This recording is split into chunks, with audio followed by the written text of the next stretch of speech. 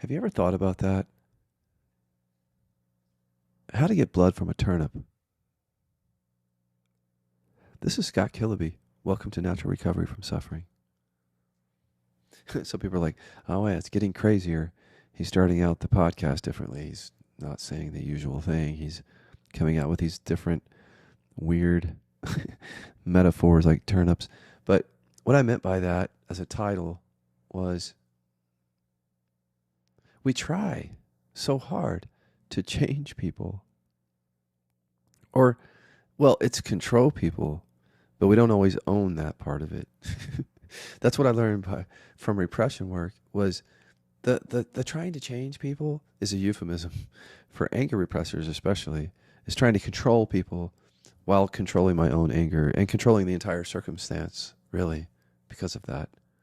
That's just not owned until you do anger repression work, how much control comes from it.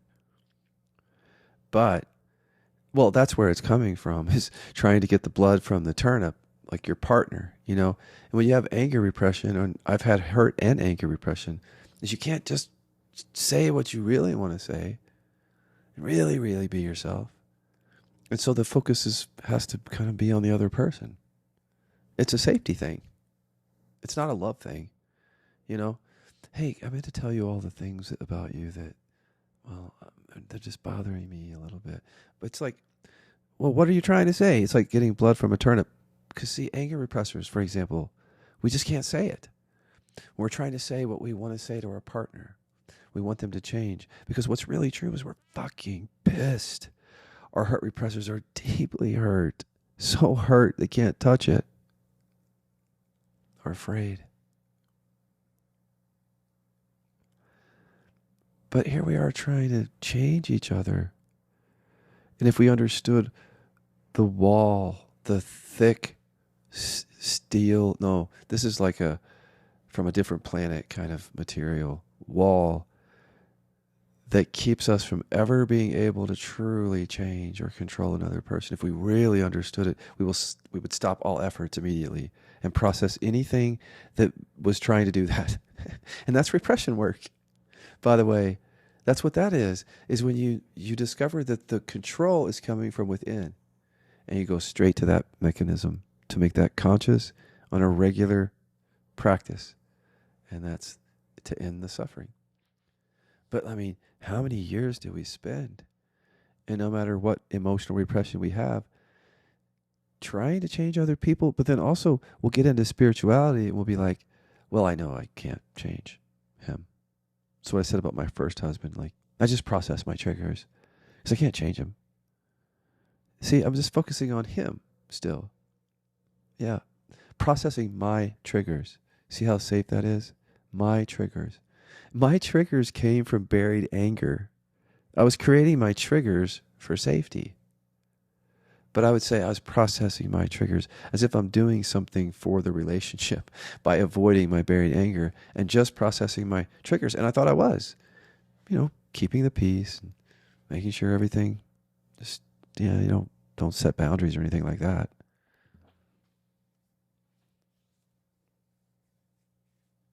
Just process your triggers.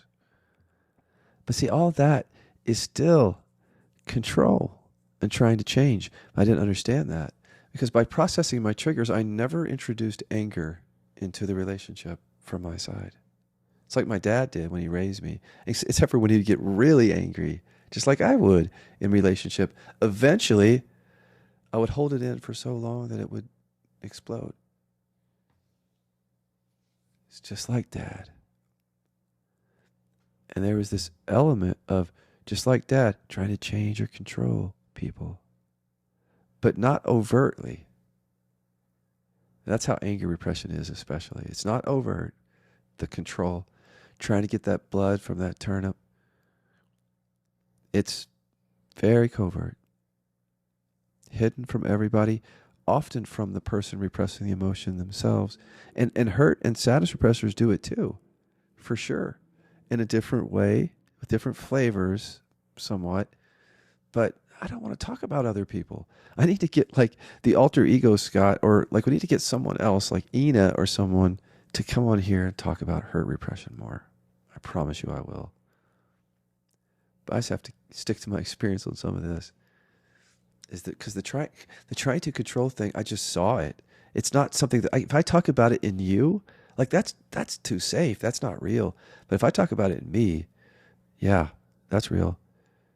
And then you can find it in you. But it's control. And I even called it, I kind of upset my community at one point, or some people in my community, because I had an insight of my own that I'm grooming people. Like anger repressing spiritual teachers groom people. It's disgusting.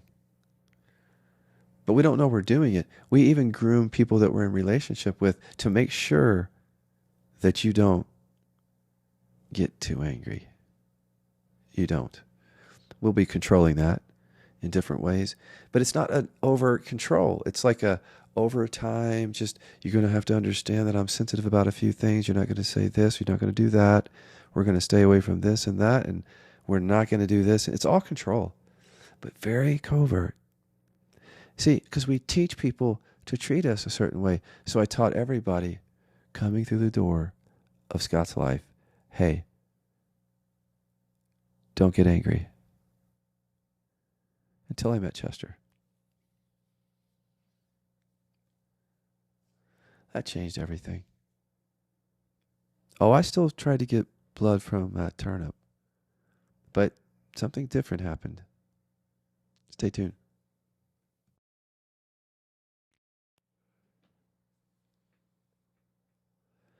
I grew up in a hardware store. Yeah, on some years, almost every day I was in that hardware store working sometimes. Or just visiting dad. My dad owned a hardware store. So when I was a little kid, I just remember walking to his hardware store. It was a huge store. And I just got lost in all the aisles and all the hardware. And I knew all kinds of things that a little gay kid really should never know about really manly things. I rejected all those things eventually. But they are imprinted in me. You know, that whole life and people coming into the hardware store and telling stories. And that's where I got that phrase. You can't get blood from a turnip. You know, some old guy in there sitting there talking to my dad. They're just getting each other's approval and love. It's great. And then they throw out these Southern Indiana phrases. And they're imprinted or seared into your consciousness. And then they come out on a podcast 30 years later about emotional repression, not hardware. Well, when I met Chester, who's my current, well, at least at the time of recording of this, well, let's live in the moment here. We'll see how it goes. No, it's my partner of 8 years. That was the first turn up that I started to get honest with and with myself, that I'm not going to be able to get blood out of you because he came angry and the grooming just didn't work. That's when I started to become conscious of it and becoming conscious of how we anger repressors will put forth false vulnerability sometimes to stay safe, or even how shame comes up to distract everybody from the fact of whatever it is that we really need to talk about. I just started learning about all these things, like hatred is safety. Because I felt hate in my body with the chronic pain, and I realized, oh, that keeps me safe from actually expressing anger to people. Just hate them from a distance. All of this is very human stuff, right? But it's in our bodies. It's chronic pain or depression, whatever it is right now, for you at the surface. Disease, suffering, seeking. But it's buried emotion, unprocessed emotion. And when you understand that it's repression that's really driving things, and you can only discover it in your own body. This is the only turnip that you can get blood from, is yourself. You can't get it from other people. See, when you start to want to change or control other people, let's just say change even. No, let's just say help them. Because even that's control, you'll see, with repression work. Because you'll see what I mean. Help is authentic, it's authentic. But with repression, it's often with an agenda just to control and change. And when you're trying to help someone, if you could see what you're really trying to do, that their whole system has developed to make sure that they don't feel and express certain things. So they have buried emotion with frozen fear, buried and totally unconscious to them. They don't even know it's there. Buried anger or whatever it is. We're talking about people that you're in relationship with. This is their system, their consciousness. They have buried emotion. They don't know it. That buried emotion is creating the suffering for them visibly, but they don't know that it's coming from repression. And the only reason that you know it, or that I know it, is because of this work. And you see it directly in your experience that it's happening for you that way. Then you start seeing it for the people that you love. And then when you start seeing that, the whole idea of being able to change or control them is ridiculous. Because the control mechanism is buried in their body and they don't even know it. How can you get to it? And usually we're working at the level of consciousness of stories and right and wrong, just distracting us from the fact that the control is in our bodies, from the repression. It's a game. And that's why I just set boundaries now. When people try to work things out in the mind with me, I just know they're trying to stay safe. When they're triggered at me, they're just trying to stay from the buried emotions. And I'll just say, hey, listen, I'll be back tomorrow. Because you can't be real here. I'm not even going to say that. You're triggered and you're staying safe. I'm not even going to say that. I'm just going to say, I'll be back tomorrow. I might not. I don't have to. I can. But I'm not going to sit here and say that to people who can't see it, because I don't need to change them. And I can't change them or control them.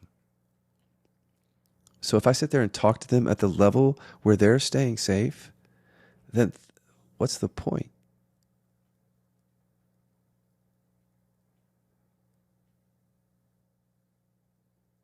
Unless I have some feeling to express, then I will. But if it's not, if it's just, okay, you're just trying to work stuff out in the head here, you're trying to stay safe from what you've buried, I'll be back. Because I can't. I don't even want to try to get blood from a turnip. I don't try to change people. I don't have any interest. I have no business in your business. That's what I've learned about repression work. But other people don't know that yet. That's what I've learned. And so there has to be boundaries. Because other people will try to get blood from me, from this turnip, because they think they can control or change or whatever. You know how it is.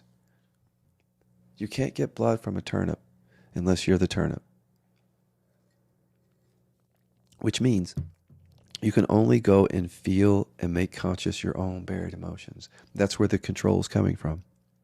If you try to do someone else's, you're just coming from your own control mechanism, and you're doing something that's impossible, trying to change their control mechanism, which is buried for them. And their whole system has been developed to protect, to make sure that doesn't happen. So it's not going to. And so your whole focus on changing, fixing, and doing most anything for anyone else around you is really not about them. It's about you staying safe from what you buried, and then lying to yourself and saying that it's about something else. And you can't know that until you embody presence, because it's all hidden. And so the trying to control and change goes on, and, the suffering continues.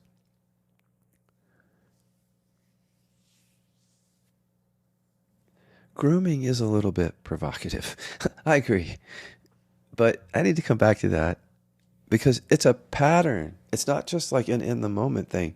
That's what I was trying to express. It wasn't a great word, because that's something that pedophiles do for kids. And that's not how I mean that. But it is a similar pattern of trying to what do we do as anger repressors? Like, you can't really be in relationship with us unless you're kind of a certain way that meets our standards, of course, which means you basically have to hold anger back. I mean, look, we'll sometimes get into a relationship with people who can get angry. That happens sometimes.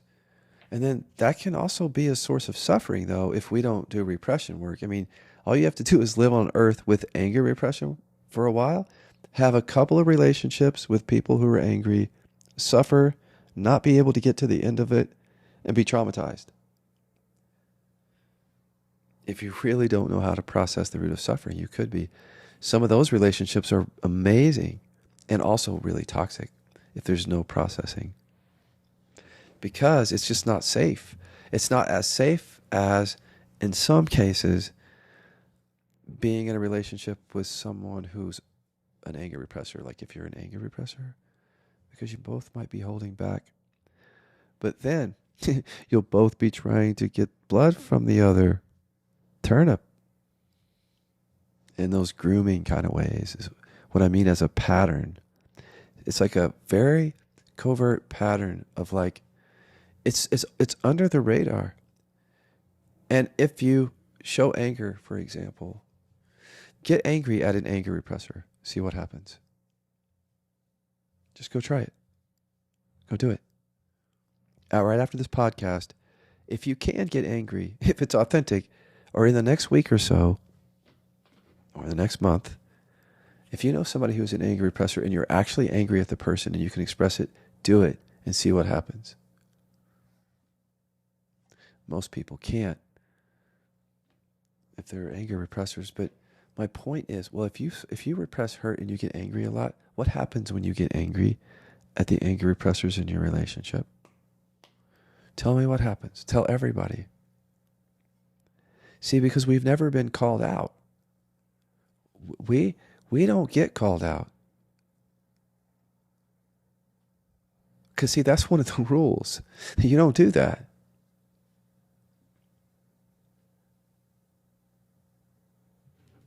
Did you ever notice that? That that's one of the rules of relationship? That you don't call out someone's anger repression. Or maybe you don't know. But try it. Try that too. You don't have to be mean about it. Just say, hey, I think you're angry. I kind of can feel your anger. And they don't like that. Because they don't like that anger. And that'll be a trigger for a lot of them. But see, if we don't get called out, we keep suffering. But we just don't take accountability for what we're doing, for the active control and trying to change and denying that. I mean, let me give some examples. When I used to be hurt in relationship, that was manipulative. Because I was actually angry, but I buried it. And so, yes, of course I was hurt, because we're all hurt and angry in a trigger or in a relationship situation, right?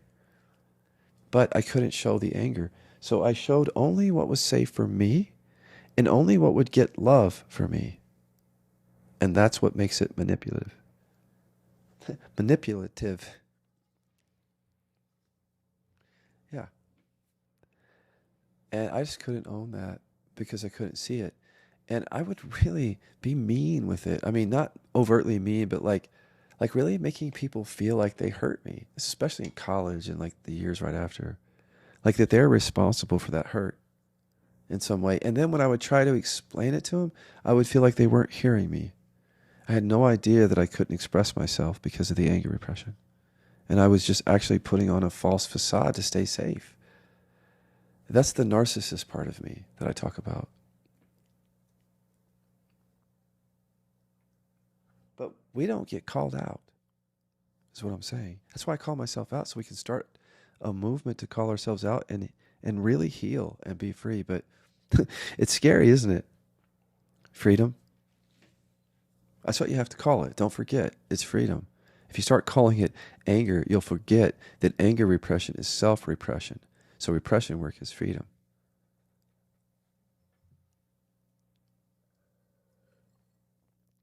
But even the same with hurt repression. It's freedom. Sadness repression. It doesn't matter what the repression is. The point is you can't get blood from a turnip unless that turnip is you.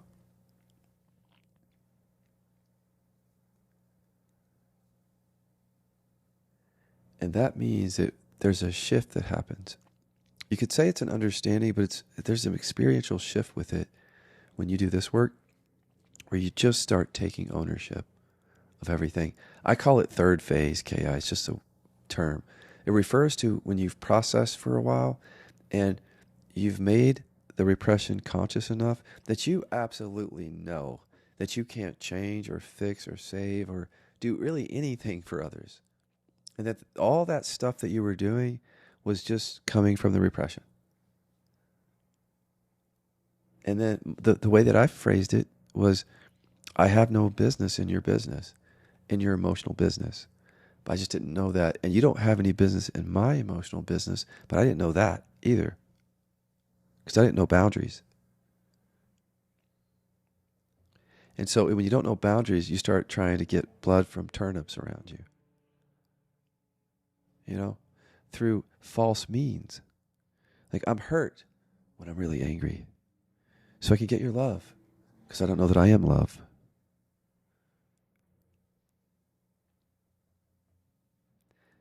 And maybe then, if you're angry at me, if I show hurt, you won't be angry. And I'm going to do that more and more. And I'm going to groom you. I'm going to change you.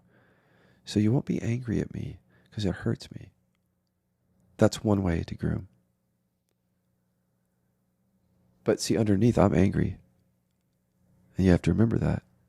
Even if you're not conscious of it, if you're an anger repressor, if you take our test and you find anger repression and hurt or woundedness comes up in a trigger, you're doing what I did. You just don't know it.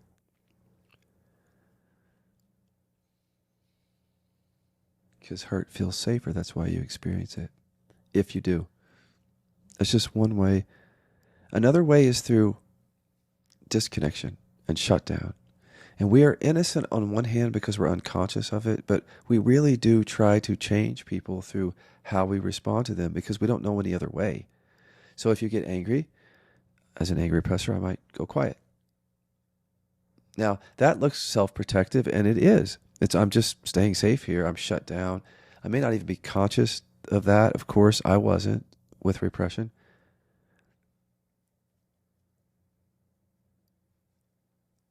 But how is that controlling? Well, first of all, that's self-controlling.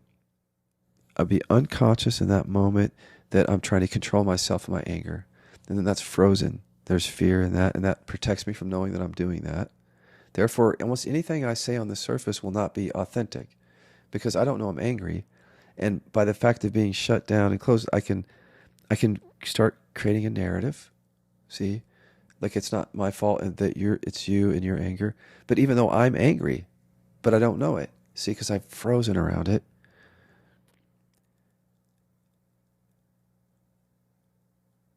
And I can't help that. But also, if you stay around me, you're going to learn probably to watch your anger. You're going to have to suppress your anger. Perhaps to be with me. And then slowly over time, you may be the kind of person that I want to have around. But if you keep doing it, I'm not going to look at my freeze necessarily. I'm going to keep looking at your anger, and I may have to go. And I have every right to go, by the way. If people who have trauma have every right to go. But we want to be real here that if we don't take responsibility for our states of consciousness because no one else can do it for us, then we'll just keep suffering. So part of taking responsibility is, how am I showing up right now in a way that's trying to stay safe and get love and not be authentic, and therefore contribute suffering to whatever situation I'm in? And get people to change how they are so that I can stay safe and get love. You see that? And all of that, where it's coming from, is buried. So that turnip is, I'm the only one that can get to it. And so that's the boundary. See, when you do your own work, there's a boundary because you're the only one that can get to what's real. If you're earnest, then set the boundary and be real. But you can't change others. That's the other thing. The other flip side of this big insight here, when you embody presence, is there are no others to change. That was just conditioning. I mean, it's really seen because it's repression.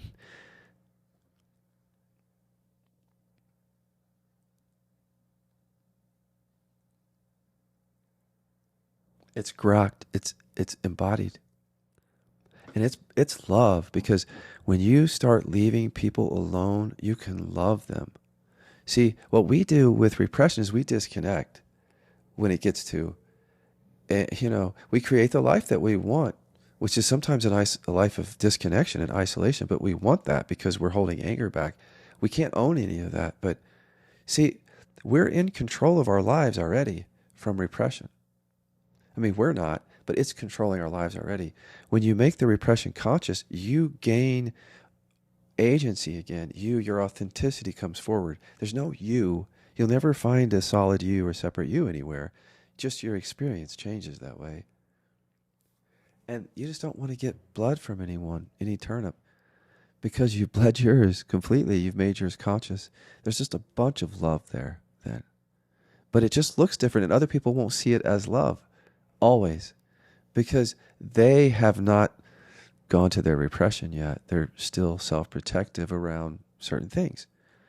And you may be too. We have to do our own work, right? If it's still there. But I just want to get to this point about this love before I go, because the topic is so, I don't know, it doesn't sound like love, does it? How you can't get blood from a turnip. But when you really see what I'm saying, that repression always has you in other people's emotional business and then not in yours, not where the repression is, and the repression is running that. And then other people are trying to fix or change or do whatever they are towards you, but they are coming from repression, the control mechanism, and they don't know it. And if two people are together doing that, any kind of working each other out through the mind or through shadows will not work, and will always sort of be ridden with shadows. I mean, it could work. You could talk things out. I'm not saying that, but it doesn't get to the root of things, which is the control mechanism in each body there doing that. And so if you really see that, our work is all on our own side. And when we step over that boundary to say, no, my work is over there, there's the repression. Because your work is not there. It's down in your body.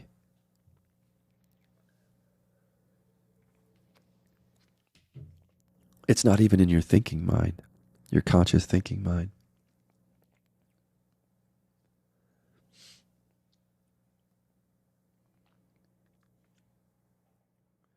There are so many rich insights that I could share here around when you stop trying to get blood from the turnips outside of you, and you finally realize you're the only one that can do this. But basically, I'll just leave you. It's authentic love. It just won't look like it to everybody. Because some people are used to you trying to get blood from their turnip. And that's what the bond is about. So I'll leave you with this scenario. As a teacher, I had repression, and so did the people that came.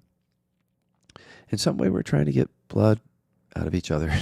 In other words, it wasn't clean or clear as it is now. And so suffering couldn't end. Now we know how to get to the root of it. But what I've learned is just in the same way, I have no business in your emotional business as a teacher or a mentor. You might say, well, how can you teach me then? I'll say, that's how I teach you, to trust yourself. Because you're the only one that can get to the source of your suffering. So if I start going in there and making decisions for you, or telling you what to say or do in your life, I'm usurping your own inner authority and power there, and robbing you of the experience to bleed your own turnip, to actually come out of repression. That would be coming from my repression if I actually had an energy behind that. All of our facilitators and mentors, they have to do this sort of testing to see if they have to fix or change anyone or do anything to save anyone, savior complex or whatever else. And if they have that energy, they have to process that in order to work with people. You can't get blood from a turnip. And that's how we teach and mentor for people to trust themselves. And very deep relationships happen here. Because you see, when you start trusting yourself and you stop trying to change other people, there's just this really rich environment of authenticity where people can get better. But if people here are trying to change other people, that can't happen. And it can't happen in relationship. So the greatest love I ever experienced in my relationship was when I gave my partner all the space that he needed to suffer.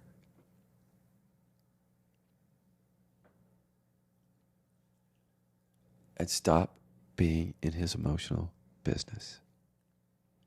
Thank you for listening. If you want to start this work, I always do this at the end of the podcast. You can go to Kilby.com, scroll to the bottom of the page.